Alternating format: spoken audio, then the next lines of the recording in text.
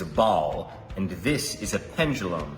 It's missing the string, but it still works. You set the pendulum on the table, drop the ball, and the ball will swing back and forth almost forever. These tubes have different shapes, but when you pour liquid into them and hold them at the same level, the liquid rises up at the exact same rate. You would think it might fill up one of the smaller tubes before the bigger tubes, but it fills them all up at the exact same time.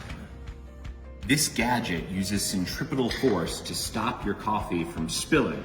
Usually if you have a full cup of coffee and you try to transport it somewhere, it's gonna spill out all over the edges with the slightest movement. But if you put your coffee in this device here, then as it moves around, it will always go to the bottom thanks to centripetal force.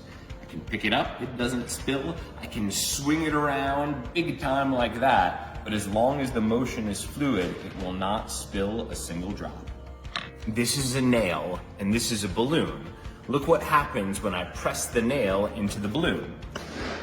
No big surprise. The surprise happens when you get a ton of needles. You would think it'd be easier for a ton of needles to pop the balloon, but because the weight is evenly distributed, the balloon will not pop. This is memory wire. It's wire that remembers its shape even when you unbend it. It all has to do with the temperature. When the wire's at room temperature, it'll take whatever shape you bend it out to be. But if you heat it up with a little hot water, it will go back to its starting shape. Let's try this out here.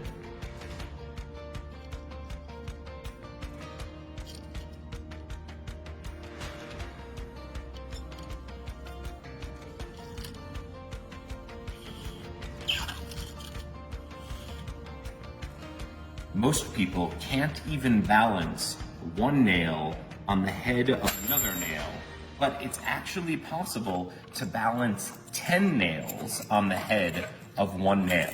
It's actually easier to balance 10 than it is to balance just one. It's easy if you know the physics secret. You have to put all the nails on top of one of the nails in an alternating fashion. You put down every nail, but you leave yourself one. This one goes on top of the rest of the nails, and then the nail's weight will actually hold the other nails into place, and you can balance 10 on one. This is a Gazinta box. That means that the inside of the box is actually bigger than the outside of the box. Right now, the white box is the big one. This red and yellow box fit right inside of it. But even though it's smaller, it's big enough to accommodate the larger box. That's just basic physics. This is a wave machine. When I turn the handle right there, it's gonna make 3 different types of waves. The first one you'll see along the black circles, the second one you'll see along the gray hexagons, and the last one you'll see going up and down with the gray lines there. Look at this. There's the first wave. Now you can see the next type of wave, and then here's the last type.